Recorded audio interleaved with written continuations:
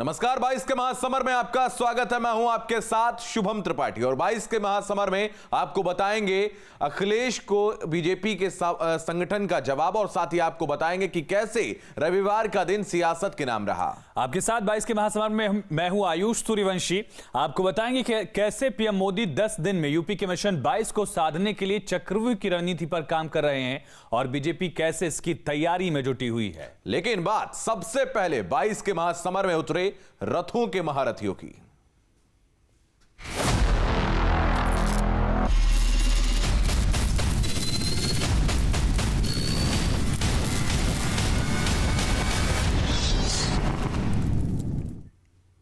BJP ने UP में 6 जगहों से एक साथ जन विश्वास यात्रा का आगाज किया। ये यात्राएं पूरे यूपी में घूमकर प्रदेश सरकार के काम को जनता के सामने रखेंगी। लेकिन इस जन विश्वास यात्रा को बीजेपी का अखिलेश को जवाब माना जा रहा है। आखिर क्यों बीजेपी को एक साथ इस शक्ति प्रदर्शन की जरूरत पड़ी?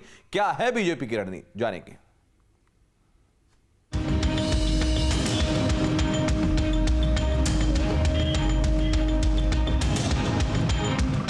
बाईस का महासमर है, सत्ता का संग्राम है। रथों की अहमियत बढ़ गई है। सत्ता पक्ष हो या विपक्ष, हर कोई सियासी रथ पर सवार है।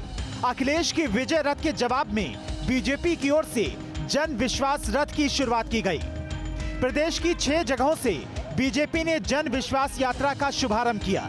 जन विश्वास यात्रा के लिए खास तौर पर एक बड़ा सा रथ बनाया गया है। इसके अलावा जो तमाम गाड़ियां हैं उनको इस यात्रा में शामिल किया गया है, क्योंकि जो भाजपा के तमाम दिग्गज और बड़े नेता होंगे इन गाड़ियों में सवार होंगे। और ये जो यात्रा होगी, अगर हम अवध क्षेत्र की बात करें तो अवध क्षेत्र की जो तमाम विधानसभा सीटें हैं उन सभी सीटों से गुजरने वाली है। बीजेपी की जन विश्वास यात्रा मथुरा, अंबेडकर नगर, झांसी, बिजनौर, गाजीपुर, बलिया से शुरू हुई।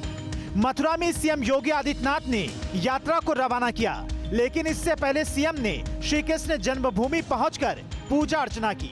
इसके बाद सीएम ने जनसभा को संबोधित किया। ये उत्तर प्रदेश अपने धाम का निर्माण भी करेगा और माफिया और गरीब और व्यापारियों की संपत्ति पर कब्जा करने वाले माफियाओं के सिर के ऊपर बुलडोजर चलाने का काम भी करेगा। कल मैं देख रहा था इनकम टैक्स के छापे पड़ रहे थे, लेकिन समाजवादी पार्टी को पीड़ा हो रही थी। तो एक व्यक्ति से मैंने पूछा, मैंने कहा ये सब क्यों हो रहा है? तो मीडिया के उस पत्रकार ने कहा साहब आपको मालूम नहीं चोर की दाढ़ी में तिनका। मैंने कहा भी क्या मतलब? कहा कि 5 साल में किसी व्यक्ति की संपत्ति 200 गुना बढ़ जाएगी, क्या कोई इसके बारे में सोचता था क्या? लेकिन समाजवादी पार्टी की सरकार में सब देखने को मिलता था। अंबेडकर नगर में पार्टी अध्यक्ष जेपी नड्डा ने यात्रा को हरी झंडी दिखाई, तो झांसी में रक्षा मंत्री राजनाथ सिंह मौजूद रहे। बिजनौर के बिदुरकोटी से केंद्रीय मंत्री नितिन गडकरी ने रथ को रवाना किया। और ये जो उत्साह आप देख रहे हैं, ये उत्साह के साथ उल्लास देख रहे हैं, ये त्योहार नुमा माहौल देख रहे हैं, ये बताता है कि उत्तर प्रदेश की जनता ने योगी जी को आशीर्वाद देने का तय किया है और मोदी जी के जो उत्तर प्रदेश को आशीर्वाद मिला है उसको ध्यान में लेकर के फिर से एक बार योगी जी की सरकार। मैं समाजवादी पार्टी, बहुजन समाज पार्टी के लोगों को भी चुनौती देता हूं। हमारी यदि कोई बात गलत हो तो उसका खंडन उनके द्वारा किया जाना चाहिए। यदि हमारी बात कोई गलत होगी तो उसके लिए मैं खेद भी व्यक्त करने को तैयार हूं, क्योंकि जनता से हम झूठ बोलकर हम जनता का समर्थन नहीं हासिल करना चाहते। यदि जनता का समर्थन हासिल करना चाहते हैं तो जनता का दिल और दिमाग जीतकर हम उनका समर्थन हासिल करना चाहते हैं। बहनों भाइयों, ये हमारे भारतीय जनता पार्टी का चरित्र है। अभी चुनाव के महाभारत की भी शुरुआत होने वाली है और महाभारत ने हमको ये दिखाया है कि आपको सत्य के साथ जाना है कि असत्य के साथ जाना है। आपको नैतिकता के साथ जुड़ना है कि अनैतिकता के साथ जुड़ना है। आपको देश समाज के साथ कल्याण के मार्ग पर जाना है कि गुंडागर्दी और विनाश के मार्ग पर जाना। इन यात्राओं का मकसद जनता तक सरकार के काम और संदेश को पहुंचाना है। ऐसे में बीजेपी की 22 के महासमर की रणनीति साफ है। जनता के विश्वास से सत्ता की चौखट पर पहुंचना है। जगह जगह जहां जहां पे भी जनसभाएं होंगी, सरकार की नीतियां भी लोगों तक पहुंचाने का काम इस यात्रा के जरिए होगा। और आज से 3 तारीख तक पूरे गोरखपुर क्षेत्र में इस यात्रा को लेकर के जो बीजेपी के बड़े पदाधिकारी हैं, सांसद हैं, वो लोगों के बीच में जा रहे हैं। और ये सीधा तौर पे संदेश भी देने की कोशिश है कि 2022 में जिस तरह से योगी सरकार को बनाने के लिए बीजेपी के लोग एक साथ एकजुट हुए हैं, बीजेपी के तमाम पदाधिकारी सड़कों पर उतर चले हैं, जनता भी उनका समर्थन करे और जो सरकार की नीतियां हैं उन नीतियों के साथ जुड़कर योगी आदित्यनाथ को एक बार फिर से मुख्यमंत्री बनाए। वीडियो जर्नलिस्ट प्रतिपल के साथ दीपक श्रीवास्तव, न्यूज स्टेट बलिया। और गोरखपुर विकास प्राधिकरण से जुड़ी परियोजनाओं की सौगात गोरखपुर को मिल रही है। मुख्यमंत्री योगी आदित्यनाथ का संबोधन सुनिए। क्या जिम्मेदारी है, उन सब बातों को समझने और जानने का अवसर प्राप्त हुआ होगा। आज का दिन हम सब के लिए बहुत महत्वपूर्ण है। आज अखिल भारतीय विद्यार्थी परिषद का प्रांतीय अधिवेशन का यह समारोह है। आज ही के दिन 1927 में काकोरी कांड के महानायकों पंडित राम प्रसाद बिस्मिल, ठाकुर रोशन सिंह और अस्फाउल्लाह खां को फांसी की सजा हुई थी। पंडित राम प्रसाद बिस्मिल को गोरखपुर जेल में फांसी हुई थी। ठाकुर रोशन सिंह को नैनी इलाहाबाद में फांसी की सजा हुई थी। अस्फाउल्लाह खां को फैजाबाद जेल में फांसी की सजा हुई थी। राजेंद्र नाथ लाहिड़ी को काकोरी कांड में ही 17 दिसंबर 1927 को यानी सजा होनी थी 19 दिसंबर को, लेकिन 2 दिन पहले ही गोंडा की जेल में उन्हें फांसी की सजा दे दी गई। चंद्रशेखर आजाद कांग्रेस कभी पकड़ नहीं पाए, लेकिन एक मुखबरी के कारण वह अंग्रेजों से मुकाबला करते हुए बाद में वीर गति को प्राप्त हुए। तो स्वाभाविक रूप से गोरखपुर उन क्रांतिकारियों की भूमि भी है जिन्होंने देश की आजादी के लिए, हम सब जानते हैं 1857 की क्रांति की बिगुल को फूंकने वाला कोई क्षेत्र रहा है तो पूर्वी उत्तर प्रदेश की गोरक्ष प्रांत की उसमें अग्रणी भूमिका रही। चाहे वह बलिया हो या गोरखपुर में बंधु सिंह के नेतृत्व में प्रथम स्वतंत्र समर में हुआ योगदान रहा हो, या फिर देश के अलग अलग क्षेत्रों में झांसी में रानी लक्ष्मीबाई के नेतृत्व में, या मेरठ में, या देश के अलग अलग क्षेत्रों में, यह देश कभी रुका नहीं। तो गोरखपुर पहुंचे हुए थे उत्तर प्रदेश के मुख्यमंत्री योगी आदित्यनाथ, उनके संबोधन को आप सुन रहे थे। रुक करते हैं अगली खबर की ओर।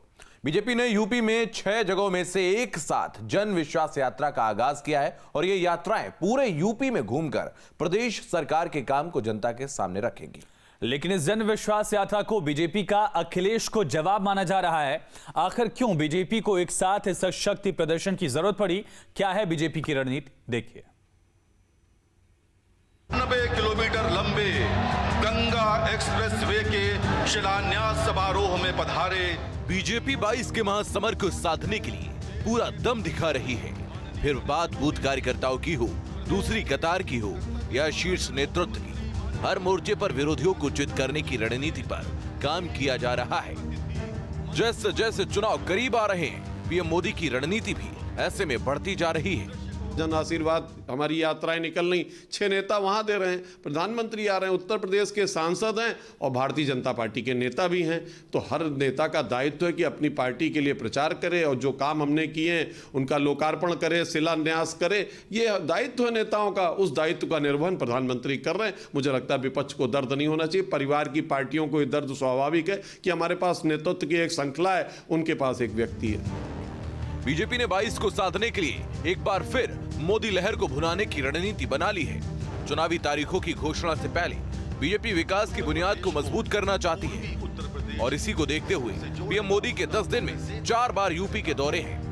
शाहजहांपुर के बाद पीएम मोदी एक बार फिर यूपी के दौरे पर आ रहे हैं। प्रधानमंत्री नरेंद्र मोदी 13 दिसंबर के बाद 23 दिसंबर को फिर से अपने संसदीय क्षेत्र वाराणसी आ रहे हैं। इस दौरान वो 1500 करोड़ का तोहफा भी काशीवासियों को देंगे। साथ ही वाराणसी के करखियाओं में एक जनसभा को भी संबोधित करेंगे।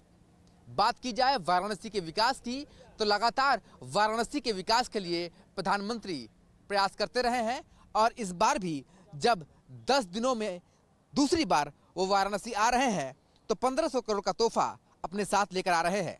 इसमें 6 वार्डों के सुंदरीकरण के साथ 4 लेन सड़कों का शिलान्यास सहित कई अन्य परियोजनाएं शामिल हैं। 18 दिसंबर को पीएम ने शाहजहांपुर का दौरा किया था, गंगा एक्सप्रेसवे की सौगात दी थी और अब ऐसे में पीएम मोदी 10 दिन में 4 बार यूपी के दौरे पर पहुंचने वाले हैं। 21 दिसंबर को पीएम प्रयागराज के दौरे पर रहेंगे, राज्य की महिला कर्मचारियों से संवाद करेंगे। प्रयागराज से ही महिला कर्मियों से संवाद होगा। बैंक सखी महिलाओं को भी कार्यक्रम में बुलाया गया है। कार्यक्रम को कांग्रेस के लेडी कैंपेन की काट माना जा रहा है। और प्रधानमंत्री जी आ रहे हैं तो वजह क्या है वही बताएंगे। आप भीड़ देखिए, आप स्वयं अंदाजा लगाकर ईमानदारी से जनता को बताइए कि भीड़ कहाँ ज्यादा आ रही है। स्वतः एक जगह सरकारी पैसे से सरकारी बसों को लेकर भाड़े पर लोग लाए जा रहे हैं। प्रयागराज के बाद पीएम मोदी के 2 और दौरे हैं। पीएम मोदी 23 दिसंबर को वाराणसी के दौरे पर रहेंगे, किसानों और कृषि वैज्ञानिकों से संवाद करेंगे। 28 दिसंबर को पीएम कानपुर के दौरे पर रहेंगे। कानपुर में मेट्रो रेल प्रोजेक्ट का उद्घाटन करेंगे। कानपुर में 9 किलोमीटर लंबे रूट पर मेट्रो दौड़ने लगेगी। आईआईटी के दीक्षांत समारोह में भी प्रधानमंत्री शामिल होंगे। बीजेपी 22 के महासमर में भी पीएम मोदी की विकासवादी छवि को भुनाने में लगी है, तो साथी योगी का धर्म और कर्म वाला कार्ड भी बीजेपी के लिए उपयोगी हो सकता है। ऐसे में साफ है कि पीएम मोदी भी इन दौरों से चुनावी माहौल को एक तरफा करने की कोशिश में रहेंगे। यानी कि बदलते हुए बनारस की जो तस्वीर प्रधानमंत्री ने सोची थी वो अब वाराणसी में चरितार्थ होती दिखाई दे रही है और 23 दिसंबर को करखियाओं में इन सारे शिलान्यास और लोकार्पण के साथ प्रधानमंत्री जनसभा को भी संबोधित करेंगे, जिसे खास तौर पर उत्तर प्रदेश के इस चुनाव से भी जोड़कर देखा जा रहा है। प्रधानमंत्री का वाराणसी में चुनावी जनसभा की अगर बात की जाए तो शायद ये पहली जनसभा साबित होगी। वीडियो जर्नलिस्ट विपिन सिंह के साथ सुशांत मुखर्जी, न्यूज स्टेट, वाराणसी। तो 22 का महासमर में वक्त एक छोटे से ब्रेक का, फौरन लौटेंगे।